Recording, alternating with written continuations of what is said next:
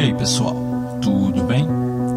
Aqui é o Andy e o assunto de hoje, a verdadeira história do verdadeiro Drácula. Drácula não morava na Transilvânia e não vivia num tal Castelo Bran, monumento nacional e atração turística popular? Como um líder político, virou uma lenda nas páginas de Bram Stokers. As respostas, como tudo que cerca o Conde Vlad, são sombrias e incertas, mas a gente pode tentar esclarecer. Para isso, seguimos os rastros do verdadeiro Vlad III, por mais de 700 quilômetros, na Romênia, atrás da verdade, e ela será contada aqui e agora. Aqui está uma lista de itens essenciais para quem quer conhecer o castelo do Conde Drácula, na Romênia. Passaporte em ordem, malas arrumadas, baterias de máquinas fotográficas carregadas, mapa da Transilvânia e kit com o alho e o crucifixo para garantir. Agora, a pergunta: um desses itens será completamente inútil nessa viagem. Adivinha qual é? Jogue fora o guia da Transilvânia ou recalcule a rota do GPS para o pequeno vilarejo de Arefo, no condado de Curtea de Arges, a cerca de 180 quilômetros de Bucareste, a capital da Romênia. Foi lá que Vlad III Dracul, que era conde, mas fazia papel de príncipe, defendeu seu território contra ataques do Império Otomano no século XV.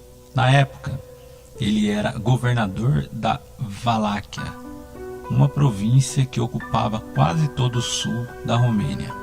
Apesar de ter resistido bravamente durante anos, o que evitou que os turcos avançassem por aquela região da Europa, ele acabou derrotado pelos otomanos, não sem antes ter matado de forma cruel dezenas de milhares deles e construído uma reputação tão eterna quanto a pós-vida de um vampiro.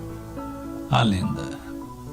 Essa história de sugar sangue e a vitalidade dos outros é uma lenda velha que existe desde a antiguidade. Não dá para saber se algum dia a prática deixou de ser lenda. Se depender de Vlad III, a mania de chupar sangue alheio continua fazendo parte da ficção. Ele era cruel, é verdade, mas uma prática favorita era o empalamento. Funciona assim: você pega uma estaca de madeira de mais ou menos uns 3 metros, introduz em uma posição vertical no ânus do seu inimigo e o assiste deslizar lentamente, estaca abaixo, até a morte por horas ou dias. Muita gente morreu desse jeito nas mãos de Vlad, inclusive conterrâneos que se viravam contra a corte. A fama era tanta que o conde ganhou um sobrenome apelido, Teps, literalmente empalador em romeno. A crueldade do conde, que seus inimigos políticos ajudaram a propagar, serviu de inspiração para o escritor irlandês Bram Stoker. Drácula foi publicado originalmente em 1897 e hoje, em número de publicação, só perde para a Bíblia. Assim, mais de 400 anos depois de morrer, Vlad Tepes virou celebridade graças a seu alter ego literário. Também entra na conta de Bram Stoker a proeza de tornar famoso o Castelo de Bran, pequena cidade localizada no estado da Transilvânia. Isso tudo sem o escritor jamais ter posto os pés na Romênia. Mas o mérito da fama do castelo não é só dele. O setor de turismo romeno aproveitou que a fortaleza construída em 1211 era parecida com a descrição de Stoker e a colocou na lista de sugestões para o roteiro de viajantes. Agora, todo ano, cerca de 700 mil turistas viajam ao local. Agora, se Vlad III já pisou no tal castelo, ninguém sabe. Embora as relações públicas do castelo de Bran, Alexandra Cojano, garante que ele tinha ficado pelo menos 10 dias na condição de prisioneiro do rei da Hungria, não há nenhuma prova da passagem do príncipe pelos aposentos palaciais.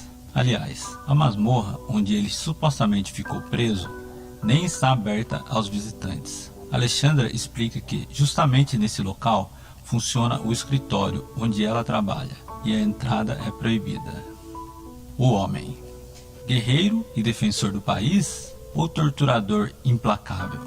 A história de Vlad Tepes tem capítulos dedicados a sustentar as duas imagens.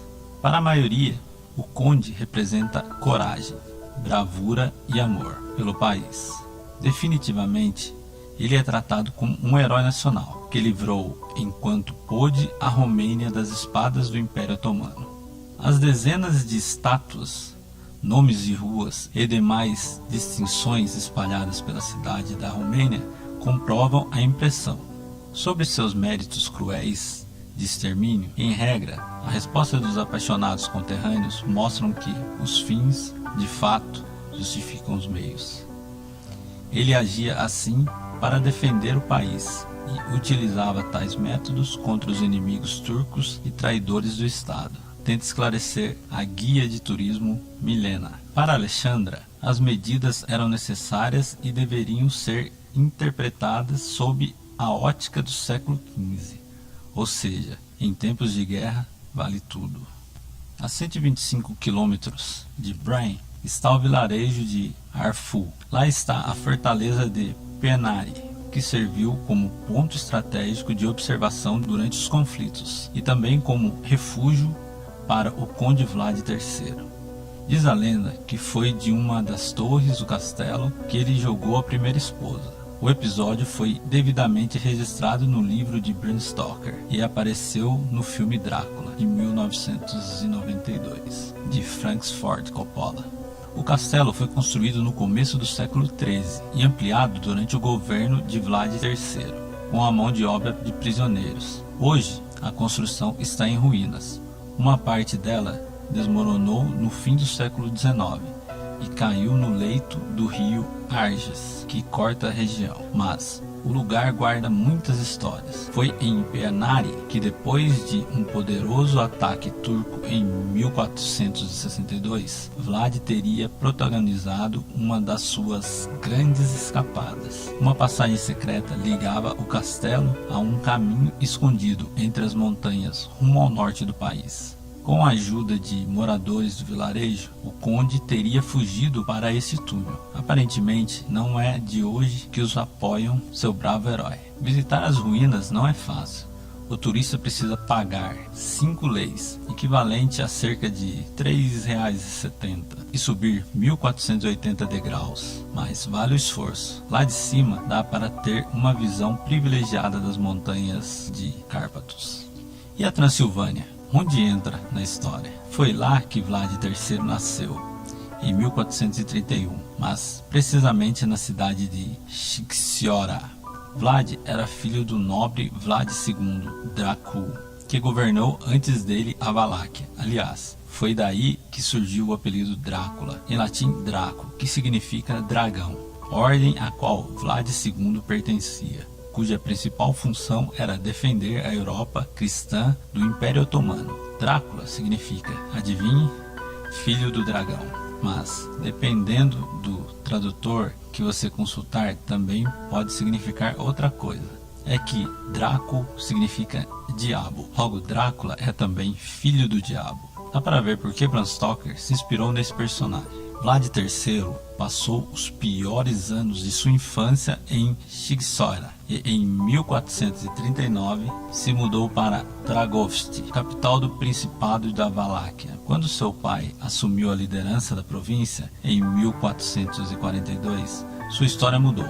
Vlad III, então uma criança de 11 anos, e seu irmão mais novo, Bud, foram entregues ao sultão otomano Murad II, com garantia de que seu pai, Vlad II, iria se comportar, ou seja, os reféns garantiam que Vlad, pai, jamais bateria de frente com o Império Otomano. Com os turcos em Constantinopla, hoje Istambul, Vlad III aprendeu a língua, costumes, os hábitos cruéis.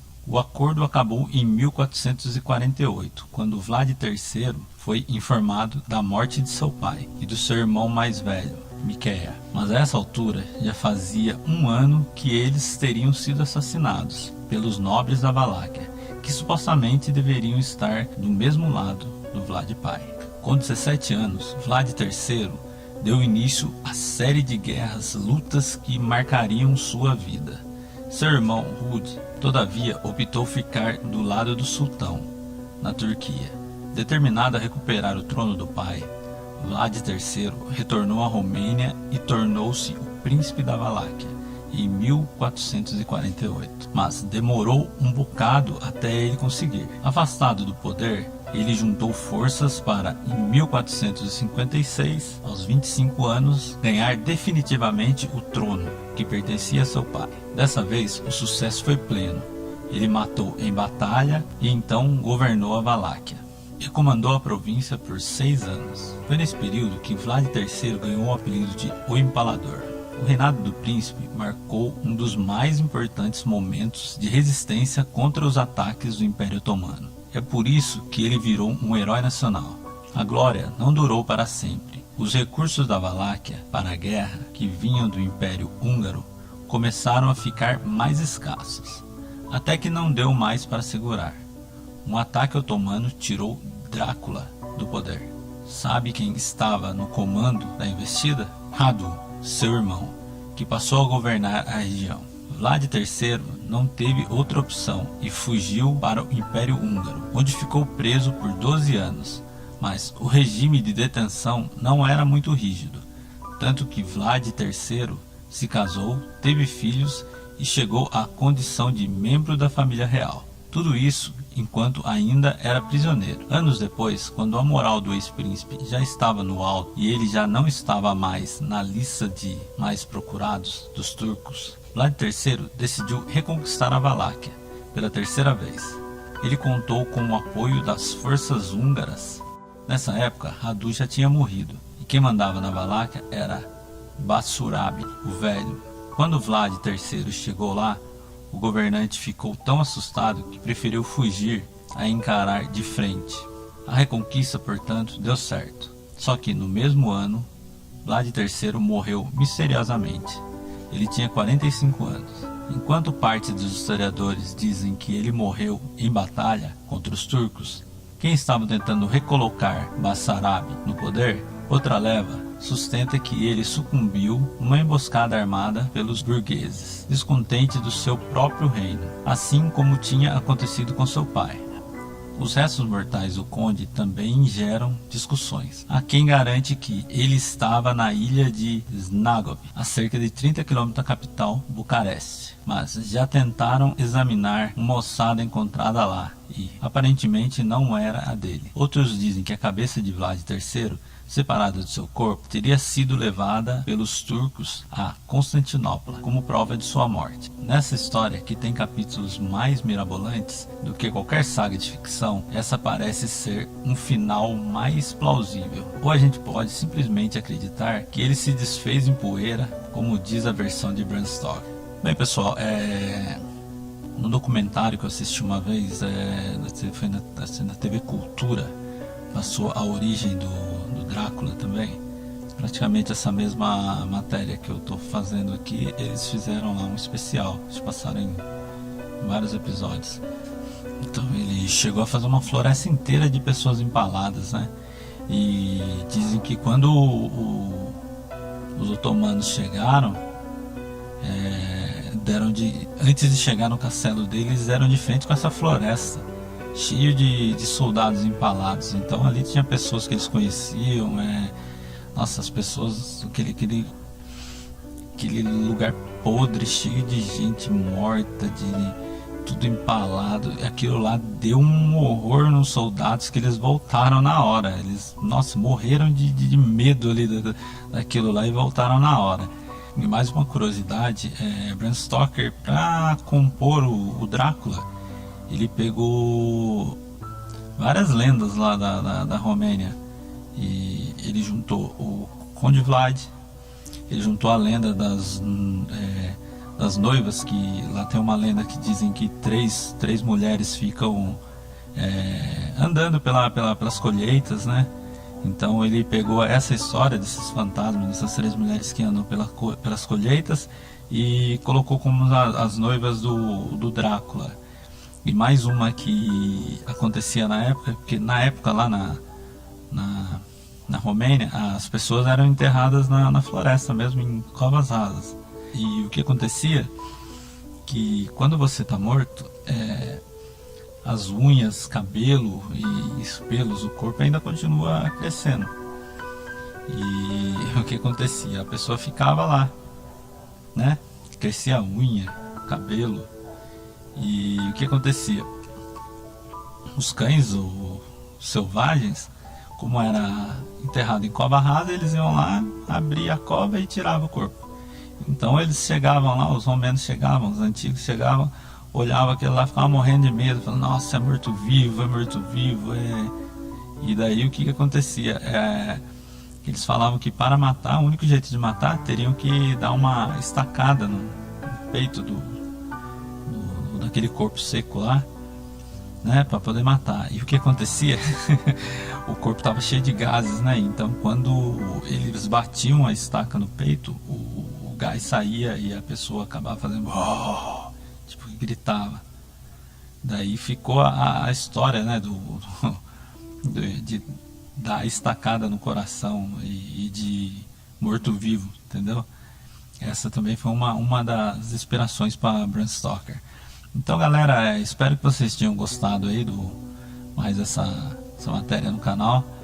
Para quem não for inscrito aí, se inscreva no canal, clique no sininho, ajude a gente a crescer aí, trazer mais material de qualidade para vocês. Espero que vocês tenham gostado. Fui! Então vamos ficando por aqui. Deem o like, aperte o sininho e se inscreva. Vídeos novos 2 vezes por semana. Muito obrigado pela audiência e fui!